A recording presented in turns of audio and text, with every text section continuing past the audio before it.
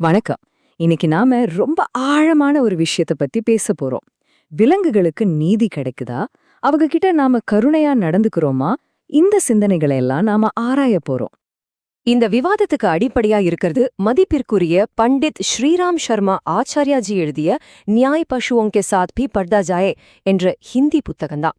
அவரோட எழுத்துக்கள் நம்ம மனசுல ஒரு முக்கியமான கேள்வியை எழுப்புது.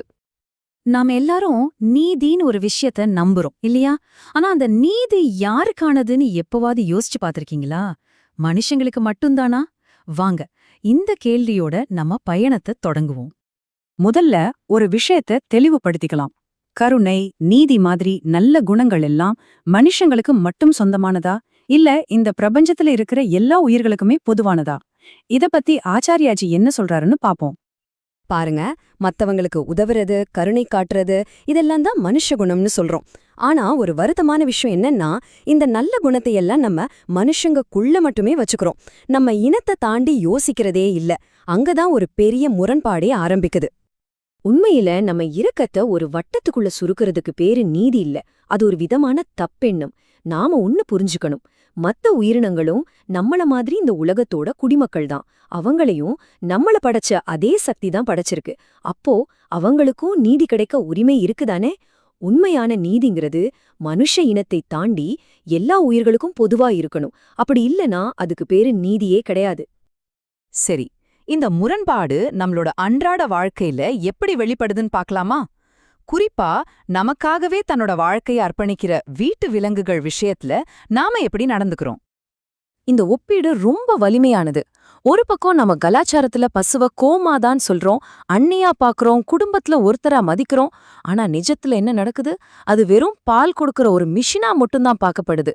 வயசானதும் இல்ல பால் கொடுக்கலன்னதும் உடனே தெருவுல விட்டுடுறோம். கொஞ்சம் கூட உணர்ச்சியோ இரக்கமோ இல்லாம நடந்துக்கிறோம்.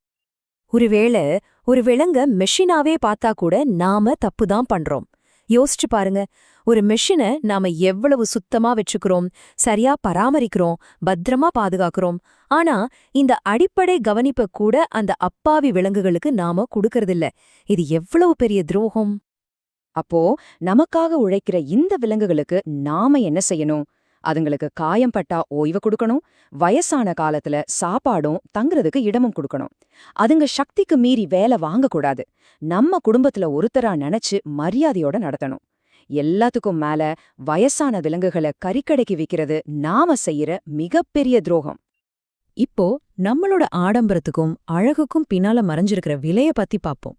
நம்மளோட சின்ன சின்ன தீர்வுகள் எவ்ளோ பெரிய பாதிப்பை ஏற்படுத்துதுன்னு தெரிஞ்சா ஆச்சரியப்படுவீங்க. உதாரணத்துக்கு பட்டுப்புடவையோட கதையை எடுத்துக்கலாம். ஒரு சின்ன பட்டுப்புழு ஆசையா தனக்கு ஒரு கூட்ட, அதாவது ஒரு வீட்டை கட்டுது. ஆனா அடுத்த கணமே அந்த கூட்டுக்குள்ள இருக்கிற அந்த உயிரை கொதிக்கிற தண்ணியில போட்டுடுறாங்க. எதுக்கு? நம்ம கட்டுறதுக்காக பளபளப்பான ஒரு நூல் கிடைக்கணும்னு. எவ்வளவு கொடூரமான விஷயம் இது! இந்த வார்த்தைகள் நம்ம மனசுல ஆழமா பதியணும். ரத்தம் தோய்ந்த பட்டாடைகளை அணிவது பெருமைக்குரிய விஷயம் அல்ல, அது வெக்கப்பட வேண்டிய விஷயம். இந்த ஆடம்பரத்துக்கு பின்னால இவ்வளவு வன்முறை இருக்கிறத இது தெளிவா காட்டுது. மத்த ஆடம்பர பொருட்களை பாருங்களே. கஸ்தூரி வாசனை திரவியம், அதுக்காக ஒரு மானைய கொல்றாங்க. முத்துக்கள், அதுக்காக சிப்பிகளை ஆசிட்ல போட்டு கொதிக்க வைக்கிறாங்க. லெதர் பொருட்கள், எண்ணவே முடியாத அளவுக்கு விலங்குகளை கொன்னாதான் கிடைக்குது. ஃபர் கோட்டுகள், அழகான நரிகளையும் சீல்களையும் வேட்டையாடி கொள்றாங்க. நாம பயன்படுத்துற ஒவ்வொரு பொருளுக்கு பின்னாடியும் இப்படி ஒரு ரத்த கதை இருக்கு. நாம எப்பவாவது யோசிச்சு பார்த்திருக்கோமா? இந்த மாதிரி பொருட்களை நாம வாங்கறதால தான் இந்த கொடுமைக்கான தேவை உருவாகுது.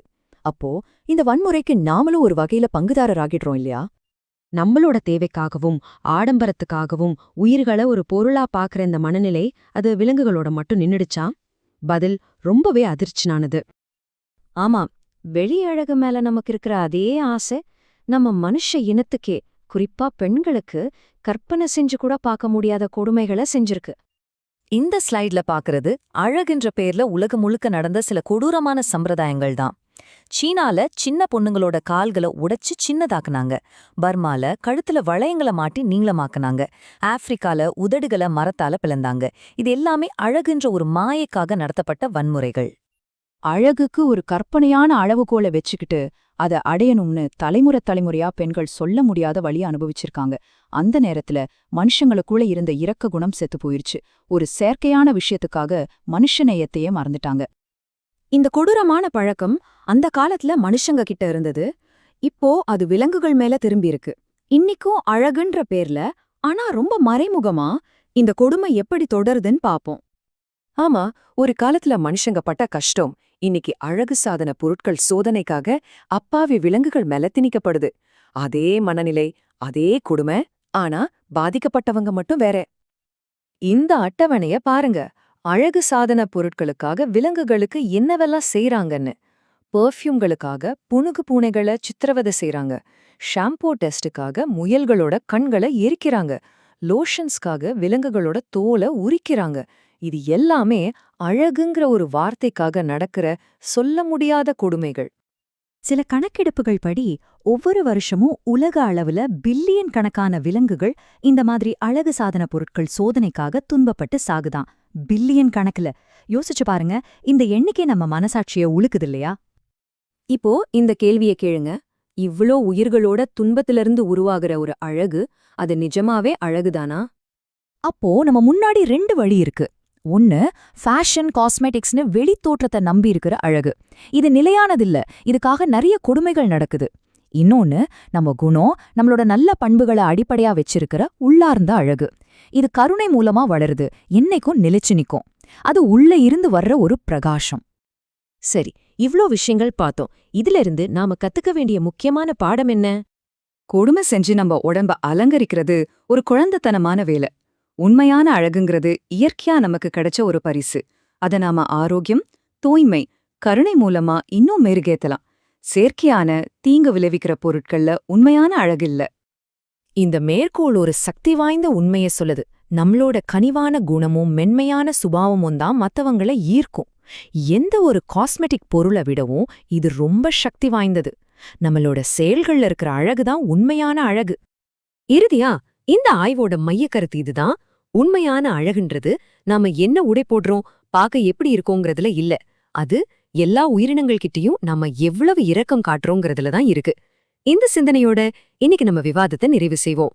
நன்றி.